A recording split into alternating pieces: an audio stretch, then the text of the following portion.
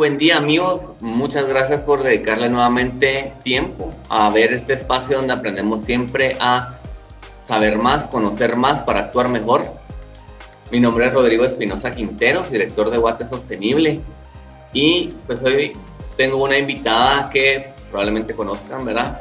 Pero es para mí un gusto presentarles a la diputada Lucrecia María Hernández Mac.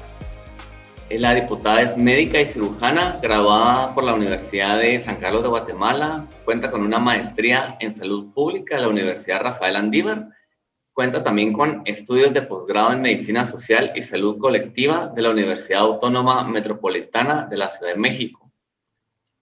Su trabajo previo ha estado enfocado principalmente en el análisis de las políticas, el sistema y los servicios de salud de Guatemala desde la perspectiva de la salud. Trabajó como coordinadora de la Alianza para el Acceso Público y Universal de la Salud, ACCESA. Fue consultora en la representación de OPS y OMS en Guatemala y para otros proyectos de cooperación con Medicus Mundi Navarra, PNUD y USAID. La diputada ha sido también docente de la Universidad Rafael Andívar a cargo del curso Fundamentos de Salud Pública, de la carrera de Medicina y de el curso Sistemas y Servicios de Salud de la Maestría de Salud Pública. Actualmente la diputada es diputada del Partido Movimiento Semilla para el periodo 2020-2024 y anteriormente fue también ministra de Salud del 2016 al 2017. La diputada Lucrecia Hernández es socia fundadora de Fundación Mirna Mac y del Instituto de Salud Incluyente y Fellow del Central American Leadership Initiative y del Aspen Global Leadership Network. Bienvenida, diputada. Muchas gracias por dedicarnos unos minutos. Es un gusto, Rodrigo. Muchísimas gracias por la invitación, por este espacio. No es un gusto. Y como yo le había platicado, diputada, yo he observado que pues parte de su trabajo actual como en su curul ha sido visitar varios de los centros de vacunación, tanto de la ciudad como de los departamentos. Entonces, no sé si usted nos puede, de lo que ha observado, ahí sí que a primera mano, comentar cómo ve las jornadas de vacunación, cómo se han estado llevando a cabo, cómo la han experimentado guatemaltecos que han asistido, ¿verdad? La mayoría, me imagino, gente de la tercera edad. De acuerdo. Bueno, sí, en la bancada Semilla hemos estado fiscalizando la respuesta que ha dado el gobierno a la pandemia, ¿verdad? Y esto incluye precisamente hacer un acompañamiento y fiscalización del proceso de vacunación. En ese sentido, toda la bancada, incluyéndome, hemos estado yendo a centros de vacunación. La mayoría de nuestra bancada, por ser, digamos, del departamento de Guatemala y de la ciudad de Guatemala, pues han visitado los centros de vacunación o puestos de vacunación aquí en el departamento, pero también hemos ido a otros lugares como Chimaltenango, El Progreso, Quetzaltenango, etc. Entonces, lo que hemos visto es básicamente varios problemas. Por un lado, está el diseño del Plan Nacional de Vacunación, ¿verdad? Es un plan de vacunación muy excluyente, muy distinto, digamos, a la experiencia de vacunación que ha llevado a cabo el Ministerio de Salud, que el Ministerio de Salud, digamos, tiene muchas carencias, pero si algo sabe hacer es vacunar, ¿verdad? Pero este plan nacional, por querer ser muy innovador tecnológicamente en momentos de crisis, no respetó el principio de salud pública o de la atención primaria en salud, que es tecnología apropiada, ¿verdad? Entonces, lo que hizo es diseñar un plan nacional de vacunación alrededor de una plataforma electrónica, ¿verdad? Un sistema en donde tiene que haber un registro electrónico previo, en donde supuestamente se iban a generar citas automatizadas que se iban a informar a través de mensajes de texto por celular, ¿verdad? Y que entonces iba a haber un control de la demanda a nivel de los centros de vacunación. Entonces, lo que estamos viendo es que esa idea original, por querer ser innovadora tecnológicamente, no funcionó en varios sentidos. Por un lado, la población no tiene acceso a Internet y mucho menos la población de la fase 2. Estamos hablando de los adultos mayores, ¿verdad? No hay acceso a aparatos inteligentes, no hay conectividad, no lo hay en la ciudad, mucho menos en las áreas rurales. Entonces, esto representa finalmente una barrera de acceso más que facilitarle, digamos, el acceso a la gente adulta mayor a la vacuna. Por otro lado, el Ministerio de Salud también lanza esta plataforma cuando en los servicios de salud nunca realmente ha habido tampoco acceso a la conectividad. Entonces vemos puestos de vacunación que desde un inicio no tenían equipo de cómputo, no tenían impresoras para imprimir las constancias, tampoco tenían conectividad, ¿verdad? Y entonces vemos, por ejemplo, Gerona, que era un centro de vacunación modelo, que se quedó con una presa de 40,000 personas que vacunó en fase 1 y que no logró registrar, no lograba meter a la plataforma electrónica, por ejemplo. Entonces, si en Gerona, aquí en la zona 1, aquí apenas a unos kilómetros de donde estamos sentados, no hay conectividad, imagínense cómo están otros servicios de salud. Entiéndanse San Martín Jilotepeque, Sanarate El Progreso, incluso Xela, ¿verdad? En Xela, a pesar de que estamos hablando de una ciudad, ahí tienen problemas de electricidad, ¿verdad? Muy fuertes. Entonces, esta plataforma o este diseño del Plan Nacional de Vacunación no fue pensado realmente en las condiciones en las que están la gente de Guatemala y los servicios de salud de Guatemala. Y por otro lado, también vemos que no ha habido una campaña de comunicación por parte del gobierno que explique en los diferentes idiomas y que eche mano a los medios nacionales y locales para poder explicarle a la población cómo se debe hacer este registro, cómo acceder a la vacuna, qué es la vacuna, que la vacuna sea segura o no. Y entonces lo que vemos es un montón de población renuente a la vacuna, a quienes sí les llegan los rumores, ¿verdad?, de que la vacuna tiene chip o la vacuna deja estéril a la gente o la vacuna está hecha de fetos abortados, etcétera. Y no hay realmente una campaña de comunicación que contrarreste toda esa desinformación que está en el ambiente y que de alguna manera hace que la población no se vaya a vacunar. Entonces, por un lado hemos tenido poca vacuna disponible.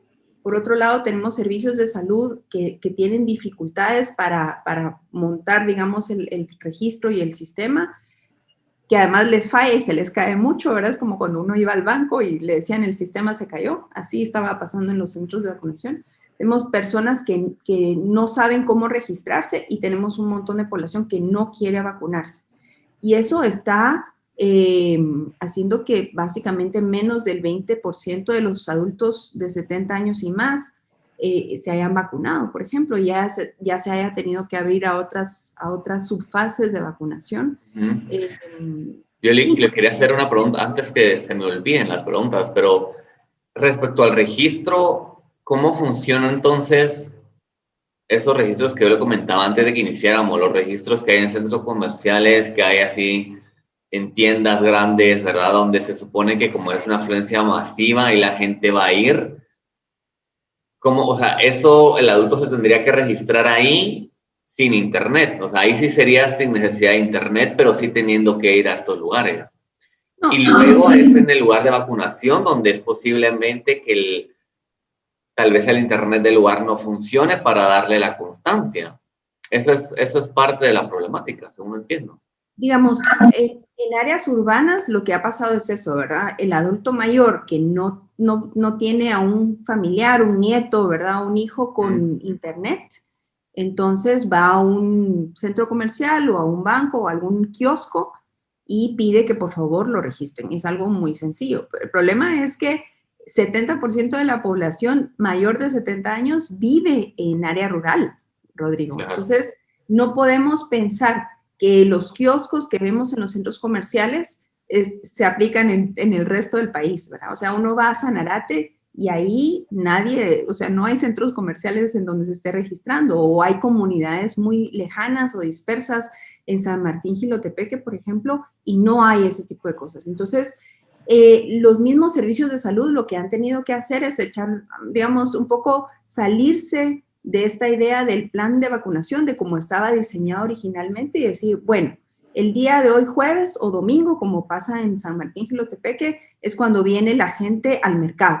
Entonces, lo que estamos haciendo es pidiéndole a la gente que se acerque de una vez al servicio de salud, aunque no se haya registrado, aquí lo registramos y los vacunamos de una vez, ¿verdad? Pero para poder hacer eso, tuvo que haber una presión de los servicios de salud sobre el nivel central del Ministerio de Salud para que, por favor, abrieran el sistema y el sistema permitiera eso.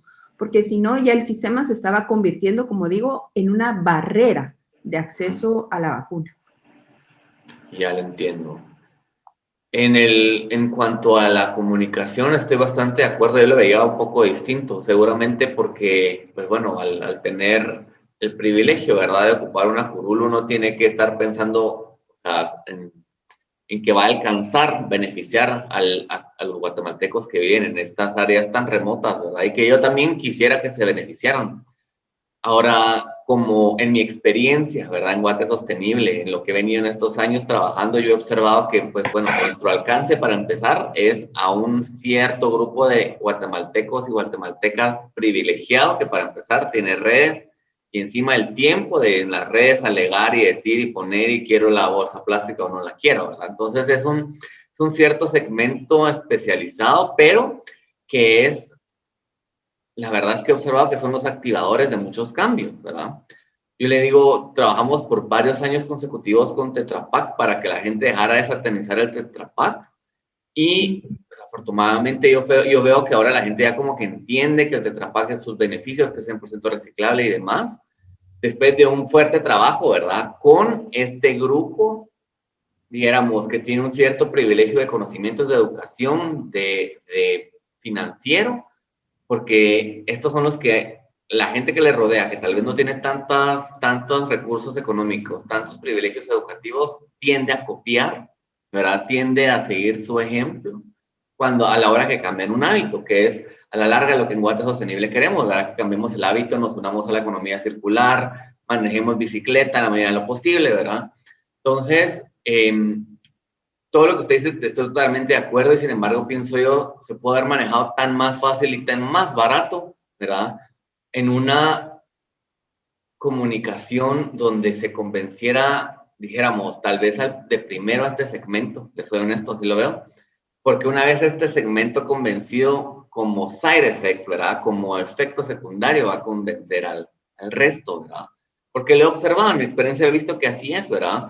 He visto que las empleadas pues tratan de hacer lo que hace la señora en la casa, honestamente, ¿verdad? Y las personas de mantenimiento en una empresa tratan de hacer lo que hacen los ingenieros. O sea, siempre es una imitación. Entonces, si estas personas que yo considero las activadoras de los cambios estuvieran totalmente convencidas de la vacuna, esto sería más rápido, nos saldría todo más barato, ¿verdad?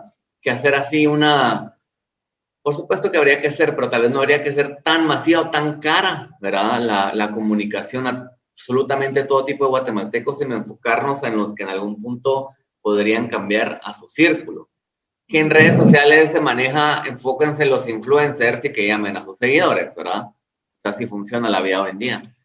En ese aspecto, yo también he hablado con varias personas, no solamente ambientalistas, ¿verdad? Pero de gente de mi familia, amigos, y me sorprende que gente con estudios, maestría, a veces me dice, pero es que si me da trombosis, ¿verdad? Porque ese es otro, dijéramos, es un miedo un poquito mejor fundamentado porque sí han habido casos, ¿verdad? En Europa, Estados Unidos, que con específicas vacunas les ha dado trombosis, pero a unos porcentajes tan mínimos. Mínimos. Que digo, si te da trombosis será tu suerte anyway, ¿verdad? Y pienso que por el beneficio de tanta gente es un riesgo que incluso países como el Reino Unido han decidido asumir, ¿verdad? Donde es un 0.0007% y son 7 personas en millones que les dio trombosis, mejor que los millones se salven, ¿verdad? Y que no se contagien o no lleguen al intensivo que por 7 personas que les dio trombosis. Y de todas formas, que les haya dado trombosis no significa que hayan muerto, ¿verdad? Simplemente les dio trombosis. Entonces, en ese caso estoy de acuerdo.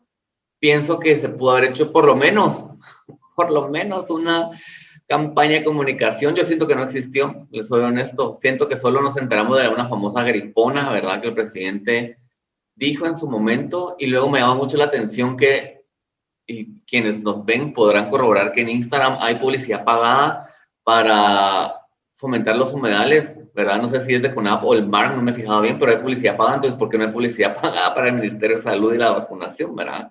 Sí, esa es otra forma bien fácil de hacerlo. Sí. En ese sentido. Sí, dígame. Sí, no, comentar un poquito sobre lo que estabas diciendo, tal vez, Rodrigo, porque en efecto, yo como salubrista soy una convencida que las acciones en salud deben de ser decisiones con base en información, ¿verdad? Y decisiones y acciones por convicción, ¿verdad? No por imitación, no por imposición, no por obligación o no por prohibición, por decirlo de alguna forma, ¿verdad? Sino porque hay información, se toma la decisión, uno está convencido y entonces se actúa de manera, en la medida de lo posible, más racional, ¿verdad? Y lógica. Entonces, la comunicación tendría que haber sido dirigida, y eso era lo que hablábamos en algún momento, el gobierno nos quedó a deber esa comunicación que informara tanto del COVID, ¿verdad? ¿Qué es el COVID? ¿Cómo prevenir? En eso sí, totalmente. ¿Por qué hay que mantener el distanciamiento social? ¿Por qué hay que utilizar mascarillas? Y ahora, ¿por qué también tenemos que vacunarnos? ¿Verdad? Pero no hay información, o sea, básicamente se nos repiten mensajes de use mascarilla, mantenga distancia social, quédese en su casa, etcétera, etcétera, pero la mayoría de la población no entiende por qué, porque realmente nunca hubo una comunicación educativa que nos permitiera a la población realizar estas acciones de prevención por convicción, ¿verdad? O por información, por un lado. Por otro lado, también es importante ver que sí tenemos que salir un poco a veces de nuestra burbuja urbana, ¿verdad? Y por eso es tan importante ir a visitar los centros de vacunación de lugares más allá, digamos, de Villanueva, de Mixco y de la ciudad. Bueno, incluso San Juan Zacatepeques, que está aquí cerca, llegar a San Juan Zacatepeques nos tomó 2 horas por el tráfico, y es un municipio del departamento de Guatemala, pero con una dispersión y también con mucha área rural, por decirlo de alguna manera, ¿verdad? Y cuando uno va a esos lugares, se da cuenta que ahí, no es por nada, pero el Instagram, y para una población, digamos, de adulta mayor, no hay Instagram, ¿verdad? Y estamos hablando de la población que tiene más riesgo de morirse si le da COVID. Entonces ahí no hay Instagram, no hay internet, no hay Facebook, no hay redes sociales. Y ahí los influencers son muchas veces el pastor de la iglesia evangélica o el sacerdote, ¿verdad?, de la iglesia católica. Y hablamos, por ejemplo, con los trabajadores de salud y las trabajadoras de salud, que bueno sería, por ejemplo, sí, en Facebook, ¿verdad?, pero también en el cable local, ver al pastor poniéndose la vacuna, ¿verdad? Eso sería, y haciendo un llamado a la población a vacunarse y decirles, ya vieron, es segura, ¿verdad? Pero necesitamos como más compromiso de las autoridades de salud para llevar a cabo estas acciones de comunicación, ¿verdad? O sea, a mí me gustaría ver al señor Cash Luna vacunándose y haciendo un llamado a la gente a vacunarse, ¿verdad? Al pastor del Verbo, de la Frater, ¿verdad? A Monseñor Gonzalo de Villa, vacunándose y llamando a la gente a vacunarse. O sea, ese tipo, digamos, de personalidades que tienen un impacto, perdón que lo diga así, ¿verdad?, mayor muchas veces en población adulta que los influencers, ¿verdad? Porque los influencers sí, de plano, tienen algún tipo de impacto político, mediático, en un segmento de población que también es necesario que se vacune, pero en estos momentos todavía estamos en fase 2, ¿verdad? Todavía estamos en población de 50 años y más, y necesitamos, digamos, otros referentes haciendo este llamado a la vacunación, ¿verdad? Seguro. De aliados con la vacuna, ¿verdad? Aparte de que obviamente tenemos que seguir presionando al gobierno para que haya vacuna disponible, porque no hay suficiente, ¿verdad? Esa iba a ser mi segunda pregunta, pero le iba a decir, es tan emergente que pienso que, y tan carente de la comunicación, ¿verdad? En general, que todos podemos hacer algo, ¿verdad? Dijéramos, Guate Sostenible no es el medio más grande, ni tenemos la audiencia más grande, pero tenemos una audiencia, ¿verdad? Que pues me interesa se enteren, me interesa lo sepan, ¿verdad? Y que en la medida de lo posible hemos hecho todo lo mejor que hemos podido para que usen su mascarilla, usen el alcohol, se laven las manos, mantengan el distanciamiento cuando ha sido posible, ¿verdad? Pero al igual que en algún momento Guate Sostenible también tiene que empezar a trabajar, ¿verdad? Hagámoslo como hemos hecho las entrevistas, se pueden hacer a distancia, se puede trabajar a distancia, el trabajo a distancia es posible y pienso que es incluso más barato, honestamente, para el trabajador y para la empresa y es también de menos impacto para el planeta, porque no, o sea, si regresamos, ya hay tráfico, ¿en qué momento hay otra vez regresamos colegios y todas las oficinas? Yo creo que en lugar de calles van a haber parqueos gigantes, pero ese es otro tema. Si quiere, para mantenernos en las vacunas, no entiendo, tal vez usted nos explica, pero cuál es realmente el problema de que no hay vacunas? ¿No se compraron, no se pidieron, nos vieron la cara? ¿Qué fue? A ver, la disponibilidad de vacunas está en gran medida condicionada por procesos globales sobre los cuales el país tiene poco control, ¿verdad? Por un lado, vimos países ricos que tenían la capacidad de invertir en las vacunas, en su R&D, que le llaman, ¿verdad? El Research and Development. O sea, países que pudieron, por ejemplo, darle a Pfizer, darle a Moderna, darle a Johnson Johnson, darle dinero a AstraZeneca para que desarrollaran la vacuna. O sea, darles dinero a modo de inversión sin garantía de que la vacuna, digamos, fuera un éxito, por decirlo de alguna manera.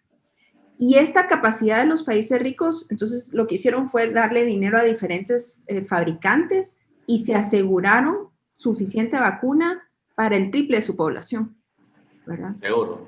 Entonces, esto es lo que le llamamos acaparamiento por parte de los países ricos. Este acaparamiento lo podemos ver, por ejemplo, en lugares como Estados Unidos, en donde tienen tanta vacuna que están vacunando a los turistas, ¿verdad? A los turistas tienen su vacuna hasta de sobra. ¿Sí? Entonces, vemos justamente que los países ricos lograron comprar vacuna de más, ¿verdad? Y de sobra. Y por otro lado, otro proceso global que también nos afecta es que los productores o fabricantes de la vacuna no están logrando atender tanta demanda, ¿verdad? Tanta demanda o tanta necesidad de vacuna a nivel mundial. Entonces, estos dos procesos globales de acaparamiento y de poca producción o de producción insuficiente hacen que países como Guatemala, ¿verdad?, tengan poco acceso a la vacuna, ya sea vía compras bilaterales o ya sea vía el mecanismo COVAX, ¿verdad?, que es a donde Guatemala ha estado suscrita desde el año pasado. Pero ahí sí hay también procesos o responsabilidad del gobierno, ¿verdad?, de por qué no hay vacuna. Por ejemplo, el Ministerio de Salud sí se adscribió al mecanismo COVAX desde más o menos septiembre, octubre del año pasado, pero tenía muy claro que COVAX solo podía garantizar vacuna para el 20% de la población. Entonces, eso significaba que el resto de la vacuna, el ministerio o el gobierno sí tenían que buscarlo a partir de negociaciones bilaterales con los productores o fabricantes directamente. Y esto obviamente requería un cambio en leyes, ¿verdad? O por lo menos una ley que se los facilitara y también asegurar presupuesto. Y eso debió haber entrado al Congreso, esa iniciativa de ley, más o menos en octubre del año pasado, pero entró hasta en enero. Entonces, ahí ya vimos un atraso de 3-4 meses. Enero 2021. En enero del 2021, algo que debería haber pasado en septiembre, octubre del año pasado, ¿verdad? Pues entró hasta en enero y de ahí todavía el presidente tardó en sancionar esa ley, entonces hubo un atraso de 3-4 meses que nos puso en una cola, digamos, mayor, ¿verdad?, para poder acceder a la vacuna, tanto por mecanismos bilaterales y también otra cosa, por ejemplo, en el caso de COVAX, COVAX ha estado dándole prioridad a los países que tienen altas tasas de mortalidad y de morbilidad por COVID, ¿verdad? O sea, donde se están infectando y muriendo muchas personas. Pero como aquí tenemos un problema de subregistro, ¿verdad? Nuestros datos no reflejan la magnitud y la seriedad del problema. Entonces, ante el mundo pareciera como que no estamos tan afectados, pero realmente sí estamos afectados. Pero por ese mal manejo de datos o por ese subregistro, no entramos dentro de los países priorizados por COVAX. Entonces, COVAX sí nos ha estado mandando sus lotes, pero podríamos haber estado recibiendo más si tuviéramos mejores cifras, ¿verdad? Mejor data. Entonces, entre los problemas mundiales y también los problemas de liderazgo y de gestión a nivel local, pues eso hace que en este momento apenas hayan entrado 1 millón de dosis, ¿verdad? Poco más de 1 millón de dosis al país, cuando en realidad necesitamos vacunar a casi 11 millones de personas, ¿verdad? O sea, necesitamos más de 22 millones de dosis y ahorita apenas han entrado 1 millón de dosis al país. Y de ese 1 millón de dosis, el 20% son donadas. Sí, eso significa, y esta era la conclusión a la que veo, tenemos que llegar, ¿verdad? Que tenemos que ver que por nosotros, literalmente, ¿verdad? Al menos este año, ¿verdad? Los que tenemos menos de esos 50, menos de 40, los jóvenes, ¿verdad? No se ve la vacuna pronto por parte del gobierno, no por falta, bueno, por todas las razones que usted explicó, ¿verdad? Así que la mascarilla va a seguir con nosotros un buen tiempo, ¿verdad? Lavarse las manos, por supuesto que también. Sigamos, continuemos, ¿verdad? Trabajando todo lo posible desde casa. Si existen las posibilidades de vacunarse afuera, pues pienso que habrá que tomar la opción, ¿verdad? Creo que es una opción que es lamentable que no podamos, por lo menos como en El Salvador, ¿verdad? Que yo volteo a ver y digo, wow, ¿en qué momento se están volviendo tan buzos para tener tantas vacunas entre tantas otras decisiones tan Se ha logrado acertadas negociar a con nivel los serio? chinos, Rodrigo.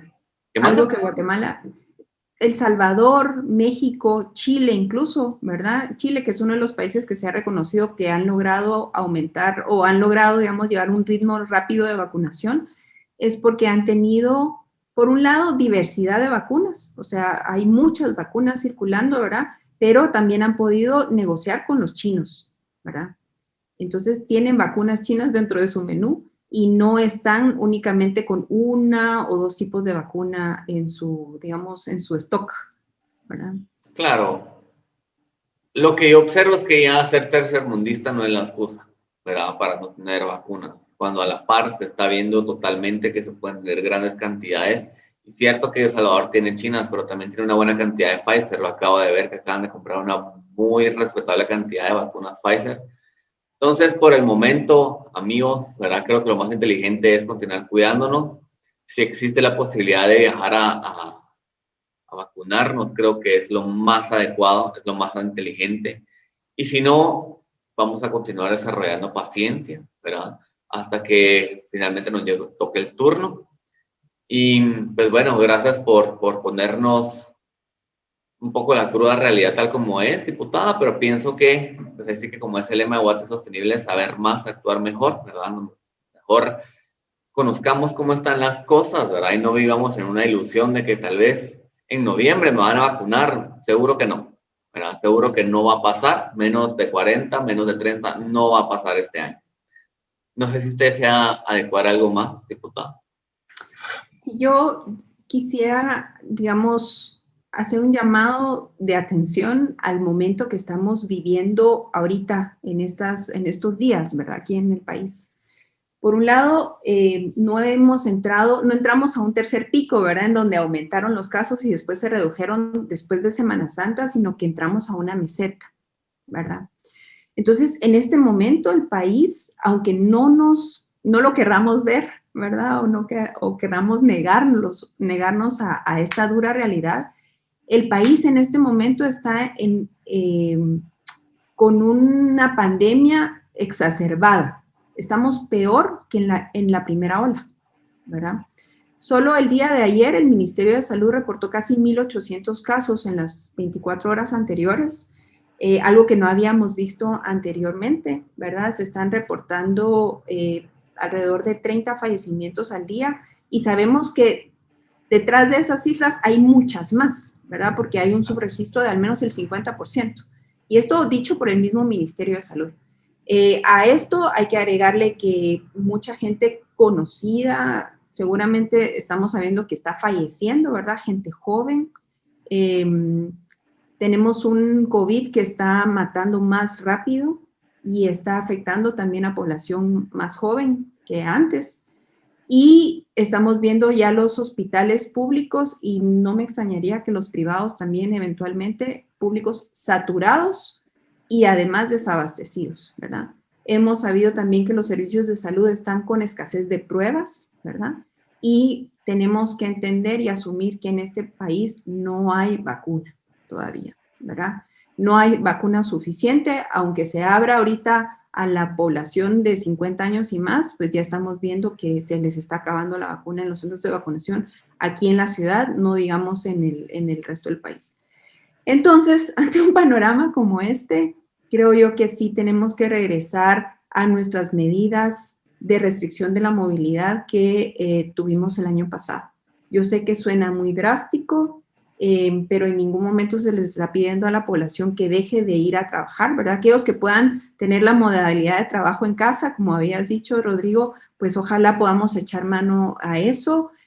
Sabemos que hay un montón de la población, de hecho la mayoría de la población vive en la informalidad y tiene que salir a trabajar y pues entonces toca hacerlo, ¿verdad?